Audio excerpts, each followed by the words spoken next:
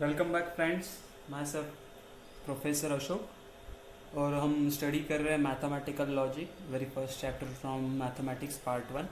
ठीक है, जो 6 मार्क्स के लिए एग्जाम में आ सकता है, मिनिमम 6 मार्क्स के लिए। अच्छा, अगर आप लोगों ने मेरा मैथमेटिकल लॉजिक का पार्ट 1 रिफ़र किया होगा तो हम लोगों ने उसमें स्टडी किया है अभी तक स्टेटमेंट्स, बराबर। उसके बाद उसके ट्रूथ टेबल, जैसे कनेक्टिव्स थे हम लोग के लॉजिकल कनेक्टिव्स, उसके ट्रूथ टेबल हम लोग ने किए हैं, बराबर। तो अभी हम लोग को देखना है कि स्टेटमेंट पैटर्न्स क्या होते हैं। हम लोग को कुछ स्टेटमेंट पैटर्न्स दिए रहेंगे, उसके हम लोग को ट्रूथ टेबल बनाना है कि एग्जाम में क्वेश्चन कैसा आएगा।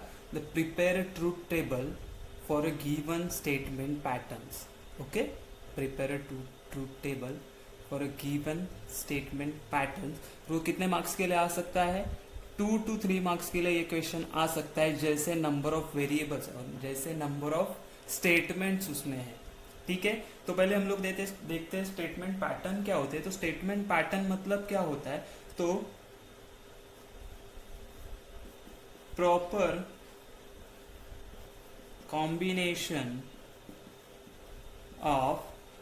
कॉम्बिनेशन ऑफ किसका? तो होता है स्टेटमेंट लेटर्स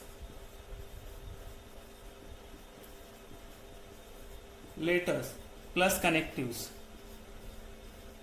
अच्छा, आप बोलोगे स्टेटमेंट लेटर्स क्या होते हैं? तो मैंने जब स्टेटमेंट का एक्सप्लेनेशन दिया था तभी मैंने कहा था कि स्टेटमेंट डिनोट करने के लिए हम लोग कुछ अल्फाबेट्स यूज करते हैं, जैसे PQRS।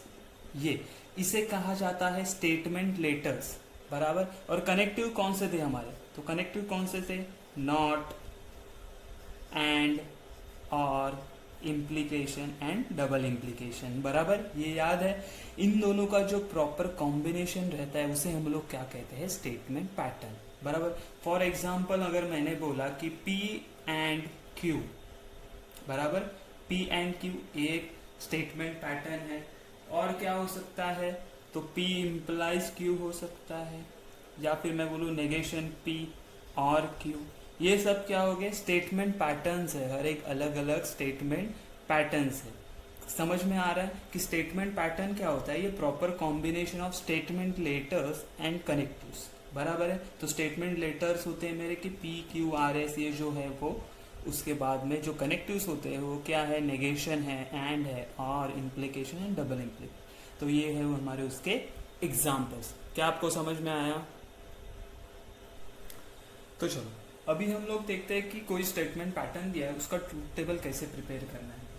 तो लेट्स से अगर मुझे क्वेश्चन दिया है कि मेरे को एक स्टेटमेंट पैटर्न दिया है, जैसे negation P and bracket Q और R।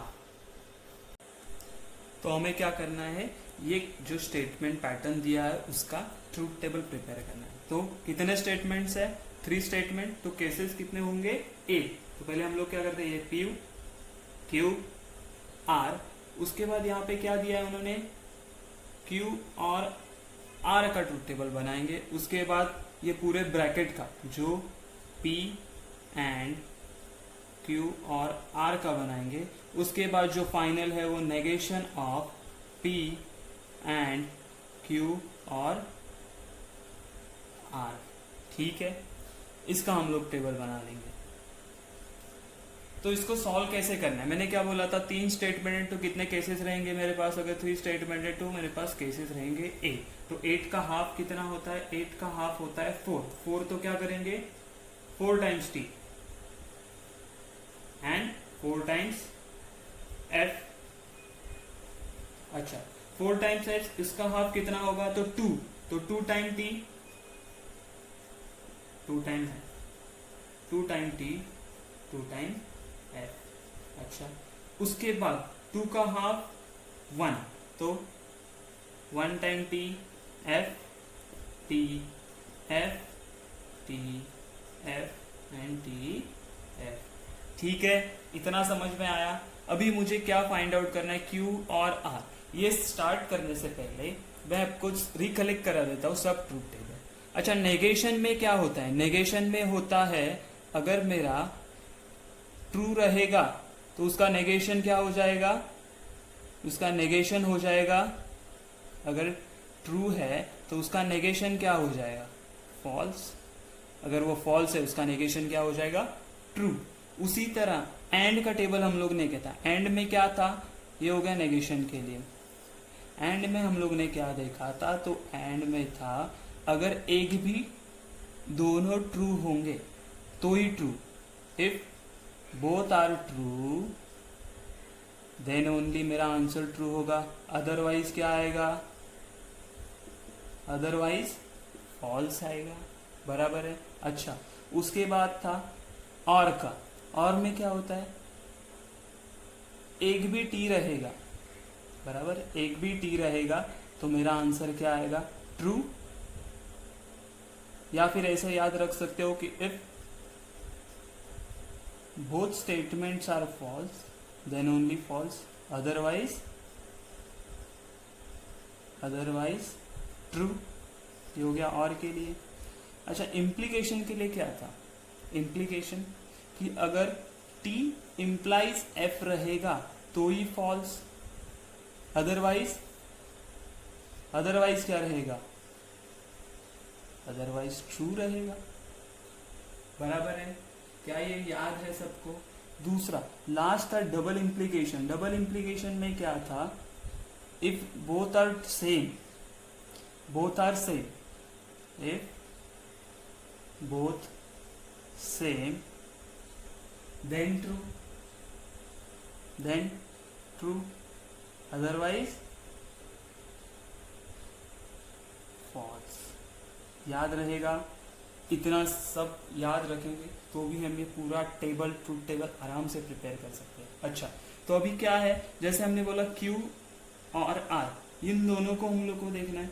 अच्छा, और में क्या होता है, और में क्या होता है, दोनों अगर F होंगे तो ही फॉल्स होता है, अदरवाइज ट्रू होता है। देखो इसमें क्या है, दोनों T है तो T, बराबर। अच्छा, इसमें एक T है तो भी T, FT है, एक T है तो T। अच्छा, FF है, दोनों फॉल्स है तो फाइनल आंसर भी फॉल्स आएगा। दोनों ट्रू है तो अगेन ट्रू, एक T है तो T, एक T है तो T, एंड फाइनल क्या है, दोनों F है तो फॉल्स। क्या समझ में आया। उसी तरह अभी हम लोग क्या देखना है, मेरे पास ये पूरा ब्रैकेट है Q और R। अच्छा, Q और R अभी क्या देखना है, P एंड Q और R, मतलब अभी इन दोनों को नहीं देखेंगे हम लोग। क्या करेंगे हम लोग, इन दोनों टेबल को, बीच वाले टेबल को हम लोग अभी नहीं देखेंगे, ठीक है। तो इसमें मैंने यहाँ पे पट्टी रख दी। तो अभी क्या करना है, देखो P एंड Q और R, P एंड Q और R, ये दोनों टेबल को एंड करना है मुझे। दोनों टेबल को क्या करना है, एंड। एंड में क्या होता है, दोनों ट्रू रहेंगे तो ही ट्रू रहेगा, अदरवाइज फॉल्स। जैसे T तो T आ जाएगा, बराबर है। अच्छा, T again T, again T, true है तो ट्रू रहेगा। अच्छा, यहाँ पे ट्रू फॉल्स आ गया तो फॉल्स हो गया। अगेन यहाँ पे क्या है, फिफ्थ वाला FT है तो फॉल्स हो गया। अगेन यहाँ पे भी क्या है, FT है तो फॉल्स हो गया, ये भी FT है तो फॉल्स हो गया, एंड फॉल्स भी फॉल्स हो गया, बराबर। ये समझ में आया क्या किया हम लोगों ने, कि एंड है तो एंड में क्या होता है, दोनों ट्रू रहेगा तो ही ट्रू। तो T ट्रू हो गया, T ट्रू हो गया, T ट्रू हो गया। ट्रू फॉल्स है तो फॉल्स हो गया, फॉल्स ट्रू है तो फॉल्स हो गया, फॉल्स ट्रू फॉल्स हो गया, फॉल्स ट्रू फॉल्स हो गया, एंड फॉल्स भी फॉल्स होता है। अभी हम लोग को क्या करना है, अभी हम लोग को इसका नेगेशन में क्या होता है, ट्रू रहेगा तो फॉल्स हो जाएगा, फॉल्स रहेगा तो ट्रू हो जाएगा, बराबर। अच्छा, तो ये क्या है, ट्रू, तो ये क्या हो जाएगा, फॉल्स, बराबर। ये भी फॉल्स, ये भी फॉल्स, फॉल्स है तो उसका क्या हो जाएगा, ट्रू। ये फॉल्स का भी ट्रू हो गया, ये फॉल्स का भी ट्रू, ये फॉल्स का भी ट्रू, एंड ये फॉल्स का भी ट्रू। तो ये क्या हो गया मेरा, ये पर्टिकुलर स्टेटमेंट के लिए, ये पर्टिकुलर स्टेटमेंट पैटर्न के लिए ये मेरा उसका ट्रूथ टेबल बना लिया। और वो इसका क्या है, हर एक केस के लिए उसका पॉसिबल ट्रूथ वैल्यूज है। क्या ये समझ में आया। अच्छा, ये समझने के बाद हम लोग को क्या करना है, तो हम लोग को 2-3 टर्म्स पढ़ना है। कौन से टर्म्स है, तो एक टोटोलॉजी है, कॉन्ट्राडिक्शन है, और तीसरा वाला है कंटीजेंसी। क्या क्या है, टोटोलॉजी,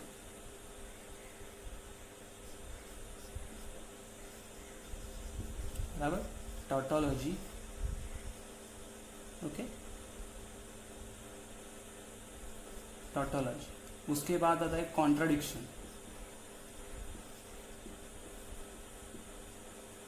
बराबर है। उसके बाद क्या आता है कंटीजेंसी, कंटीजेंसी, और ये क्या है कॉन्ट्राडिक्शन, ठीक है।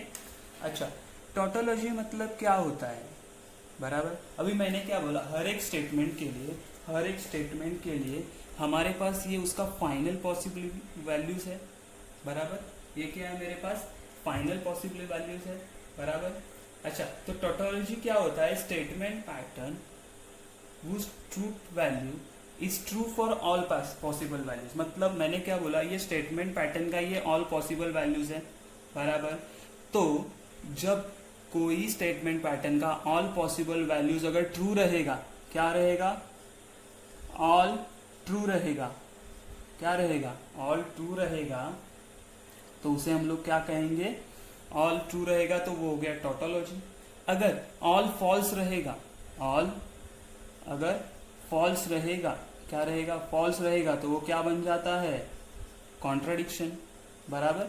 टोटोलॉजी के लिए ऑल ट्रू चाहिए, कॉन्ट्राडिक्शन के लिए ऑल फॉल्स चाहिए। अगर मिक्स है मतलब ट्रू भी है एंड फॉल्स दोनों है, तो उसे हम लोग क्या कहेंगे, कंटीजेंसी।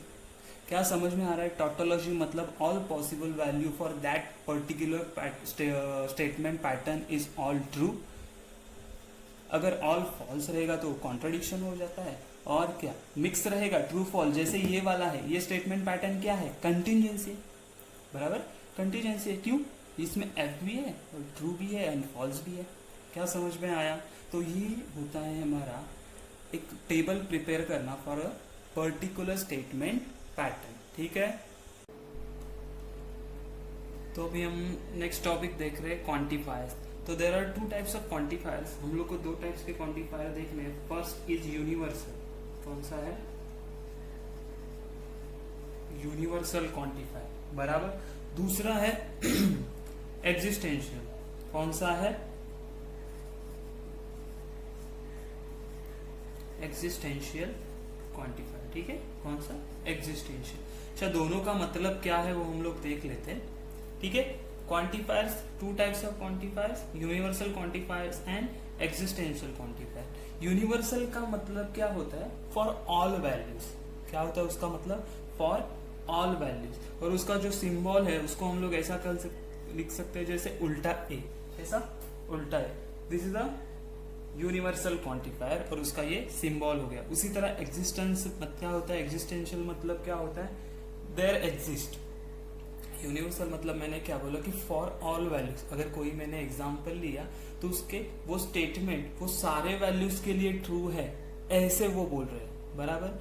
या दूसरा कोई है कि देयर एग्जिस्ट मतलब कुछ वैल्यूज के लिए, इसके लिए हम लोग ऐसे लिखते हैं, ये मिरर इमेज ऑफ ई होता है फॉर एग्जिस्टेंशियल के लिए, और इसका मतलब क्या है, फॉर ऑल वैल्यूज, और फॉर ऑल बोल सकते हैं हम लोग।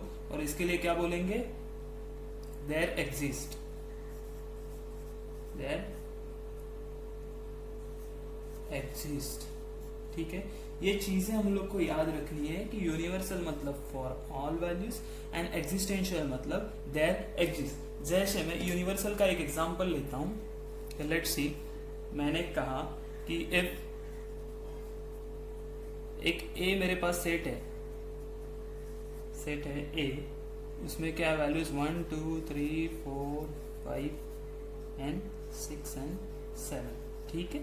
अच्छा, तो उसमें मैंने क्या बोला कि, ठीक है, तो एग्जांपल क्या है मेरा कि x बिलोंग्स टू, क्या है, x belongs to a, belongs to का साइन है पता है ना, सच दैट क्या बोलूंगा मैं, x plus 1 is greater then 1, ठीक है, x plus 1 is greater then 1। एक क्या एग्जाम्पल है, इसमें मैंने अगर ये सिंबल लगा दिया, ये सिंबल का मतलब क्या होता है, यूनिवर्सल, फॉर ऑल, बराबर। क्या इसका मतलब है, for all x belongs to a such that x plus one is greater than one, बराबर x प्लस वन मतलब x क्या है, इसमें से बिलोंग करता है। तो अगर मैंने वन प्लस वन लिया which is two greater than one है, अगर टू लिया तो थ्री ग्रेटर देन वन हो गया, फोर हो गया ग्रेटर देन वन है। तो सब वैल्यू के लिए क्या ये ट्रू है? हाँ है। तो समझा, इसका मतलब क्या है, फॉर ऑल वैल्यूज। तो ये स्टेटमेंट क्या हो गया, ट्रू हो गया, बराबर है। अगर उसी तरह मैंने सेम स्टेटमेंट को बोला कि for all x belongs to a such that x plus one is greater than three.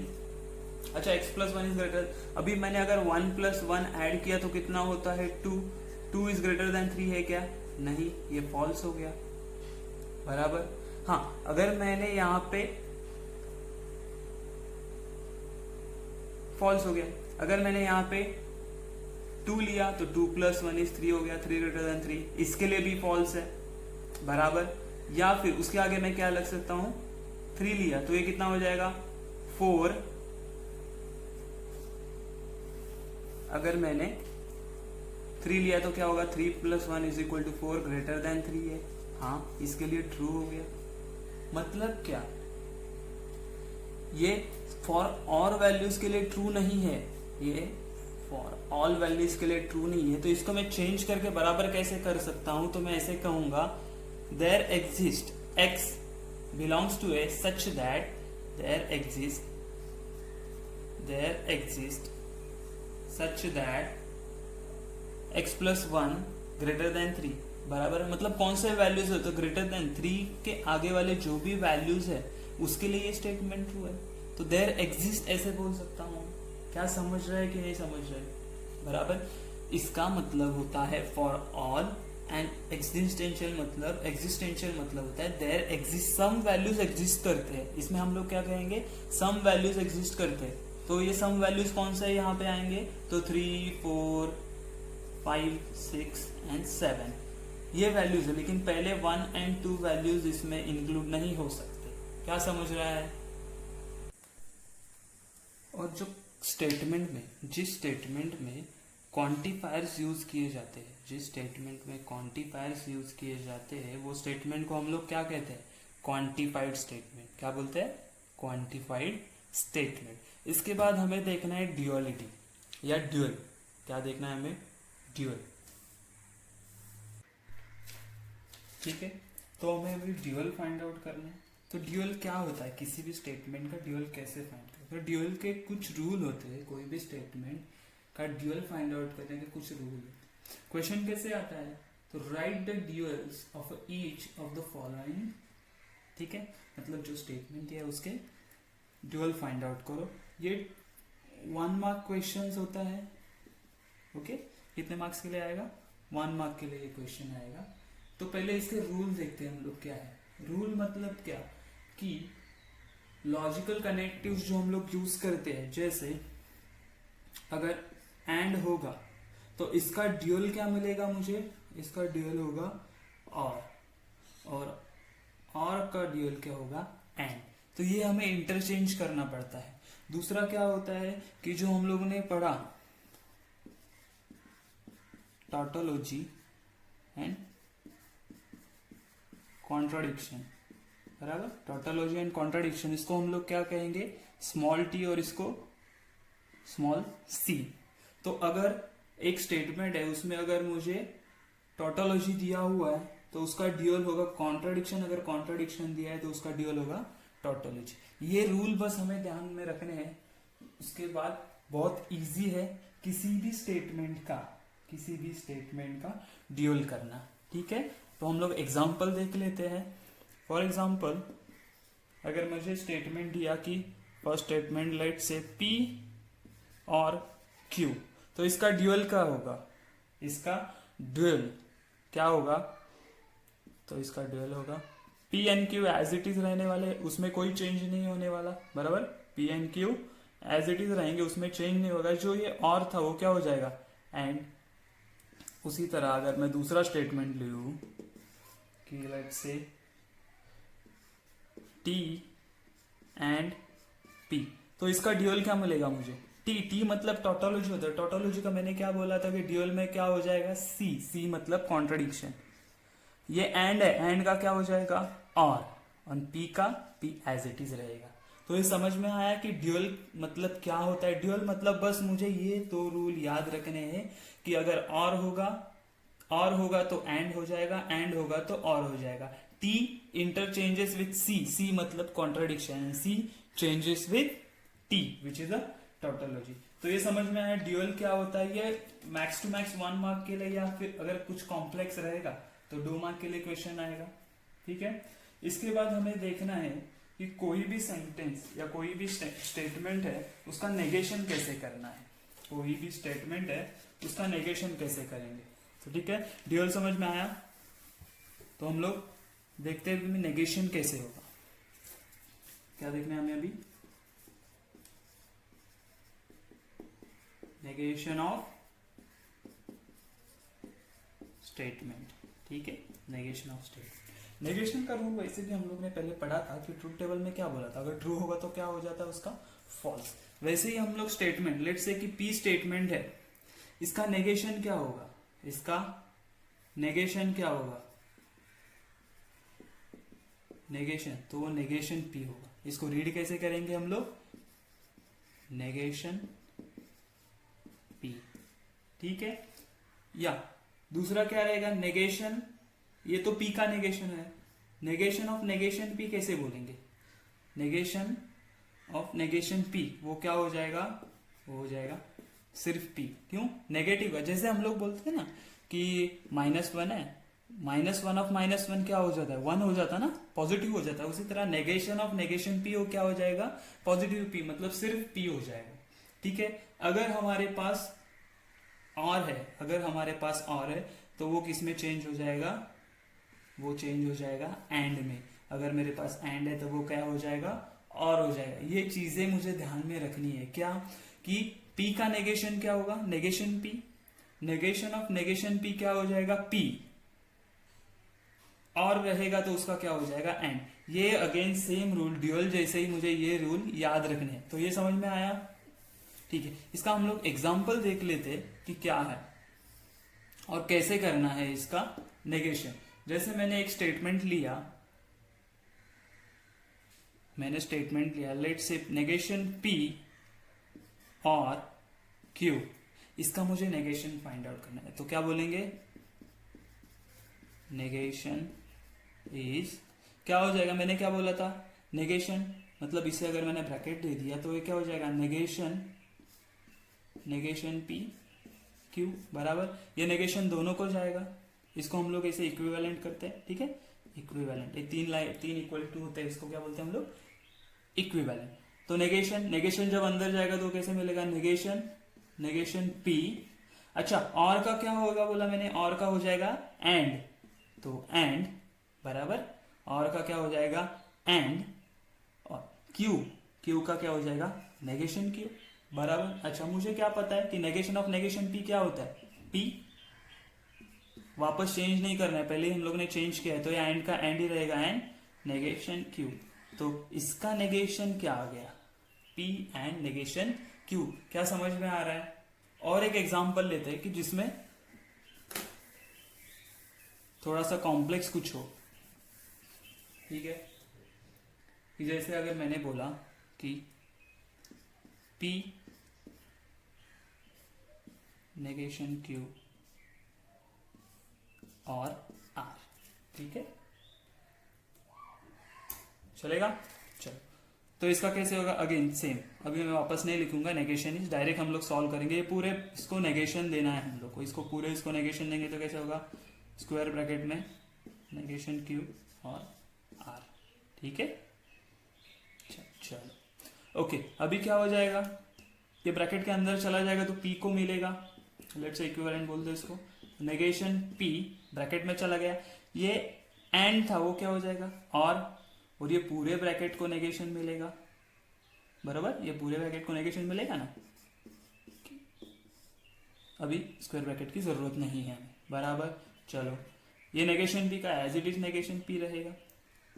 And का और चेंज किया, वापस उसे चेंज नहीं करना, अभी ये ब्रैकेट के अंदर चला जाएगा नेगेशन, तो नेगेशन ऑफ नेगेशन क्यू और नेगेशन, और का क्या हो जाएगा देखा, और का क्या हो जाएगा, और का हो जाएगा एंड नेगेशन आर। समझ में आया, इसका फाइनल आंसर क्या हो जाएगा, ये negation P as it is रहेगा, और का और as it is. Negation of negation Q क्या होता है, नेगेशन ऑफ नेगेशन क्यू होता है Q and negation R. This is my final answer, मतलब नेगेशन ऑफ दिस स्टेटमेंट क्या आ गया, ये वैल्यू आ गई। क्या समझ रहा है, समझ में आया,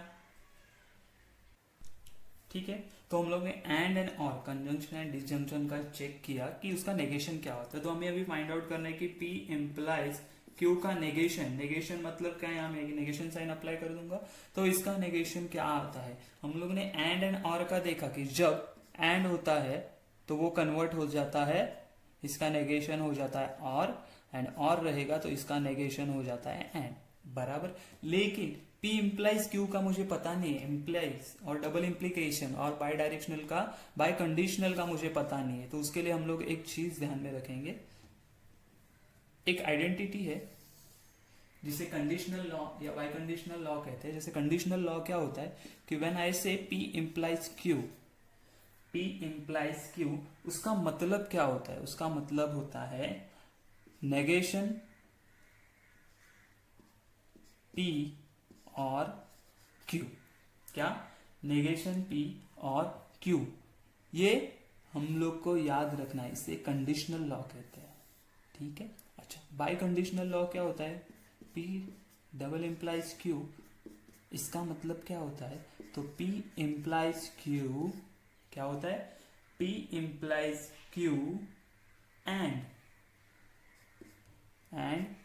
Q इम्प्लाइज P, ठीक है। इसको नीचे लिख लेता हूं, क्या, तो P implies Q and Q implies P, ठीक है। ये बात समझ में आ गई, ओके। इसको मैं वापस सिंप्लीफाई कर सकता हूं ना अभी, क्योंकि मुझे P इम्प्लाइज Q का पता है क्या होता है, तो इसका होगा नेगेशन P और Q एंड का एंड एज इट इज, तो यहाँ पे क्या होगा, नेगेशन Q, फर्स्ट का नेगेशन होता है ना, फर्स्ट का नेगेशन, दूसरा एज इट इज, ठीक है। तो क्या अभी हम लोग इसका नेगेशन फाइंड आउट कर सकते हैं, negation of P implies Q, हाँ, क्योंकि मुझे पता है P इम्प्लाइज Q मतलब क्या होता है, नेगेशन P और Q होता है, बराबर। अभी यहाँ पे नेगेशन ब्रैकेट के अंदर चला जाएगा तो नेगेशन P और कच हो गया एंड नेगेशन Q। अच्छा, नेगेशन ऑफ नेगेशन P क्या होता है, P एंड नेगेशन Q, बराबर। सिमिलरली अगर मुझे negation of P double implication Q find out करना है तो क्या करूंगा, अभी मुझे पता है उसका मीनिंग ये होता है, तो ये यहाँ पे आ जाएगा, वो ये यहाँ पे आ जाएगा, तो ये मैं लिख लेता हूँ। ये क्या पता है मुझे अभी कि नेगेशन P, पूरे ब्रैकेट को चला जाएगा negation, negation P and negation Q और P, बराबर। अच्छा, अभी मैं डायरेक्ट करने वाला हूं, ठीक है। कैसे, तो नेगेशन ऑफ, ये अंदर वाले ब्रैकेट को जाएगा और यहाँ पे भी जाएगा, ये एंड का और हो जाएगा, तो अगर ये ब्रैकेट को जाएगा तो इसके अंदर भी जाएगा डायरेक्ट, तो मैं क्या बोलूंगा, नेगेशन ऑफ नेगेशन P क्या होता है, P, ओके, और का हो जाएगा एंड ये Q का हो जाएगा नेगेशन Q, ये एंड का हो गया, एंड का हो गया, और ये नेगेशन, ये ब्रैकेट के अंदर जाएगा तो नेगेशन ऑफ नेगेशन Q क्या होता है, Q, और का हो गया एंड P का हो गया नेगेशन P, तो ये मेरा रहेगा नेगेशन ऑफ दिस स्टेटमेंट, समझा। तो हम लोगों ने क्या देखा कि एंड और का क्या होता है, बराबर। उसके बाद इम्प्लीकेशन एंड डबल इम्प्लीकेशन का क्या होता है, समझ में आया, okay. Will see the next topic. तो हमारा नेक्स्ट टॉपिक क्या है कि हमें कन्वर्स, इनवर्स एंड कॉन्ट्रापोजिटिव क्या है वो चेक करना। जब मैं बोलूंगा P इम्प्लाइज Q, ये नॉर्मल स्टेटमेंट लिखा होगा, इसका कन्वर्स क्या होगा, इसका कन्वर्स, ठीक है, ये स्टेटमेंट है तो इसका कन्वर्स क्या होगा, इसका इनवर्स क्या होगा एंड इसका कॉन्ट्रा पॉजिटिव क्या होगा, ये हम लोग को चेक करना है। ठीक है, लेट्स स्टार्ट। तो इसका कन्वर्स मतलब क्या होता है, मैं अभी क्या बोल रहा हूँ, P इम्प्लाइज Q है, इसका कन्वर्स मतलब उल्टा क्या होगा। अगर मैं बोलूंगा ये है P इम्प्लाइज Q, तो जब मैं बोलूंगा Q इम्प्लाइज P, तो ये हो गया कन्वर्स ऑफ दिस स्टेटमेंट। क्या हो गया, P इम्प्लाइज Q का अगर मैंने उल्टा किया Q इम्प्लाइज P, तो ये हो गया कन्वर्स। बराबर। इनवर्स में क्या होता है, इनवर्स में क्या होता है, तो इसका नेगेशन होता है, पूरे दोनों का नेगेशन, मतलब negation P implies negation Q। पूरे स्टेटमेंट का नेगेशन नहीं, जैसे हम लोग ने लास्ट टाइम किया था वैसे नहीं। नेगेशन में इनवर्स मतलब क्या होता है, जो स्टेटमेंट है वो इनवर्स होते हैं, उन लोग का नेगेशन लेते हैं हम लोग। तो negation P implies negation Q।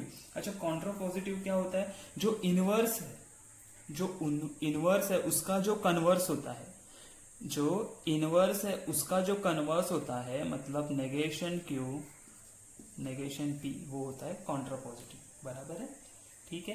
मतलब ये हो गया P इम्प्लाइज Q मेरा नॉर्मल स्टेटमेंट, उसका कन्वर्स होता है Q इम्प्लाइज P उल्टा।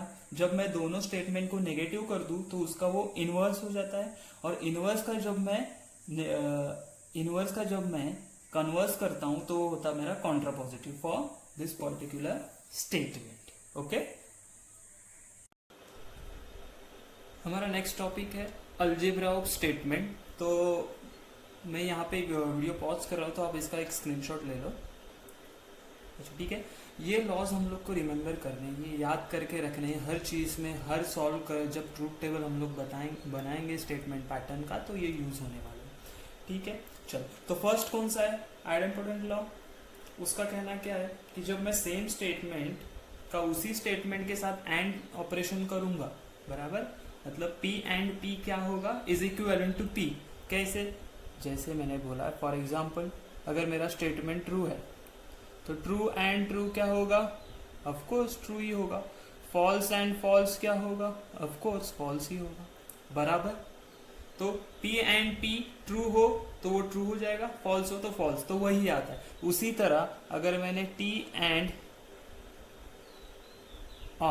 T और T किया तो आंसर क्या आने वाला है, T ही आने वाला है। एंड F और F किया तो आंसर क्या आने वाला है, F ही आने वाला है। तो समझा, दिस इज द आइडेंटिपोटेंट लॉ। उसके बाद है कम्यूटेटिव लॉ। कम्यूटेटिव लॉ में क्या बोला है उन्होंने, जैसे हम लोग में मैथ्स ये पढ़ा है कि 2 + 3 इज इक्वल टू 3 + 2 होता है, उसी तरह P और Q इक्विवेलेंट टू Q और P होता है। बराबर। उसी सेम अप्लाई करेंगे एंड में भी कि P and Q equivalent to Q and P होता है। तो ये समझ में आया। उसके बाद है हमारा, तो एसोसिएटिव लॉ में क्या होता है कि P and Q and R, बराबर। जब ये ब्रैकेट मैंने P and Q and R का करके इन दोनों को एंड किया, या फिर P एंड Q को एंड करके फिर इन दोनों का एंड किया, तो भी आंसर यही आने वाला है। क्या, तो P and Q and R ये इक्विवेलेंट रहेगा। उसी तरह, लेकिन इसमें ध्यान में क्या रखना है कि दोनों कनेक्टिव सेम होने चाहिए, एंड और, तो ही एसोसिएटिव लॉ होता है। समझे। अभी डिस्ट्रीब्यूटिव लॉ क्या होता है, डिस्ट्रीब्यूटिव लॉ मतलब हम लोगों ने मैथ्स में पढ़ा है कि 2 4 × 5 है, 4 + 5 है। तो इसको सॉल्व कैसे करते हैं हम लोग, तो ब्रैकेट ओपन करेंगे तो दोनों को 2 जाएगा, 2 × 4 प्लस 2 × 5, बराबर। 2 × 4 एंड 2 × 5, बराबर है ना। उसी तरह जब मैं ये ब्रैकेट ओपन करूंगा तो ये P दोनों को मिलेगा, तो P एंड Q और P and R। Similarly P और Q एंड P और R। आया समझ में, बहुत इजी है। आप लोगों को बस एक बार इसको थरो करना है, ठीक से आप पढ़ोगे, ध्यान में रखोगे तो ये बहुत इजी जाएगा हम लोग। अच्छा, तो नेक्स्ट क्या है, D Morgan's law. D Morgan's law क्या होता है, ये भी हम लोगों ने किया है जब नेगेशन किया था तब, कि नेगेशन जब ब्रैकेट के बाहर है तो अंदर जाएगा तो क्या होगा, अगर मेरे पास एंड रहेगा तो उसका क्या होता है, और रहेगा तो क्या होता है एंड। अगर नेगेशन p है, p का नेगेशन किया क्या, तो p का अगर नेगेशन किया तो क्या मिलेगा मुझे, p का अगर नेगेशन किया तो मुझे क्या मिलेगा, नेगेशन p। उसी तरह नेगेशन p और नेगेशन q, अगर और रहेगा तो वो एंड हो गया। ये चेंज हो गया, दिख रहा है ना, यही हमारा D Morgan's law. Identity next है, सिक्स्थ वाला लॉ, वो क्या है, आइडेंटिटी। आइडेंटिटी में क्या बोल रहा है, अगर मेरा स्टेटमेंट एंड करूंगा टी से तो हमेशा मुझे क्या मिलेगा, वही स्टेटमेंट मिलेगा। कैसे, हम दोनों केस देखेंगे कि अगर p मेरा ट्रू होगा तो क्या होगा, p मेरा फॉल्स होगा तो क्या होगा। लेट्स से p मेरा ट्रू है तो इसके हिसाब से क्या होगा, ट्रू एंड ट्रू। अच्छा, t एंड t क्या होता है, एंड में क्या होता है, दोनों अगर ट्रू है तो ही ट्रू होगा। अच्छा, तो t आ गया मेरा p ही। अच्छा, अगर मेरा p फॉल्स है तो क्या आएगा, f एंड t इक्विवेलेंट। अच्छा, इन दोनों में से एक भी फॉल्स है तो पूरा फॉल्स हो गया, तो फॉल्स, वापस p ही आ गया, बराबर है। यही मुझे आइडेंटिटी लॉ पढ़ा था, ठीक है। तो इसी सिमिलर ये भी रहेगा, p एंड f किया मैंने तो मुझे क्या आएगा, हमेशा f ही आएगा। उसी तरह p और f किया तो p मिलेगा। p और f का देखते हैं कैसे आया। अगर मैंने बोला कि p मेरा स्टेटमेंट है वो ट्रू है तो क्या होगा, ट्रू और f, इसका क्या आएगा, एक भी ट्रू रहेगा तो ट्रू हो जाएगा। उसी तरह अगर यही मैंने फॉल्स ले लिया तो क्या हो जाएगा, f और f इक्विवेलेंट टू क्या आएगा, फॉल्स। ये सिमिलरली यही आया, बराबर है। उसी तरह ये भी करेंगे कि p एंड t एक्चुअली ये और है, ठीक है। क्या है वो, p और t,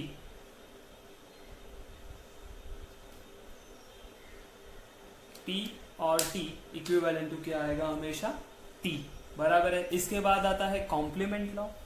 अच्छा, कॉम्प्लीमेंट लॉ क्या है, कॉम्प्लीमेंट लॉ है p and negation p equivalent to f आएगा हमेशा, p and negation p equivalent to f आएगा। कैसे, तो देखते हैं। अगर मैंने बोला p मेरा ट्रू है तो नेगेशन p क्या बनेगा, मेरा फॉल्स बनेगा, बराबर। अच्छा, तो हम लोग ने अगर किया तो t and f equivalent to क्या आएगा, हमेशा फॉल्स ही आने वाला है। क्यों, ये ट्रू रहेगा तो ये फॉल्स रहेगा, ये फॉल्स रहेगा तो ये ट्रू रहेगा, बराबर। दोनों में से एक फॉल्स आने ही वाला है, सो फाइनल आंसर भी फॉल्स ही होगा। क्यों, ये एंड है। अच्छा, उसी तरह जब मैं बोलूंगा ये कि t और f किया तो क्या आएगा, एक भी ट्रू है तो ट्रू, ये दोनों में से हमेशा कोई ना कोई तो ट्रू रहेगा, तो आंसर भी ट्रू ही आने वाला है। आया समझ में। अच्छा, तो नेक्स्ट वन है एब्जॉर्प्शन। एब्जॉर्प्शन क्यों बोलते हैं इसे, क्योंकि जब मैंने किया p और p एंड q किया तो ये पूरा टर्म चला गया, एब्जॉर्ब कर लिया। कैसे, अभी इसको हम लोग सॉल्व करेंगे, कैसे आया, कंफ्यूज नहीं होना है हम लोग को। हम लोग सॉल्व करके प्रूव करेंगे कि लेट्स से अगर मैंने बोला p मेरा t है, क्या है, p मेरा ट्रू है, ठीक है। तो यहाँ पे देखते हैं कि यहाँ पे सब्स्टिट्यूट करूंगा, q को वैसे ही रखता हूँ, q ऐसे भी चला जा रहा है, वो एब्जॉर्ब हो रहा है। तो कैसे हो रहा है वो देखेंगे हम लोग। तो क्या होगा, t और t एंड q, बराबर है कि नहीं, ठीक है। तो देखो, इसका आंसर कुछ भी हो मुझे पता है, और में क्या होता है, एक भी ट्रू रहेगा तो पूरा स्टेटमेंट पैटर्न क्या हो जाता है, ट्रू हो जाता है। तो यहाँ पे इर्रिस्पेक्टिव ट्रू आए या फिर फॉल्स आए, इसका आंसर हमेशा क्या मिलेगा मुझे, ट्रू। ट्रू क्या है, मतलब अगर p ट्रू है तो ट्रू आएगा। अगर मैंने फॉल्स लिया तो क्या आंसर है, ये फॉल्स ले लिया, बराबर,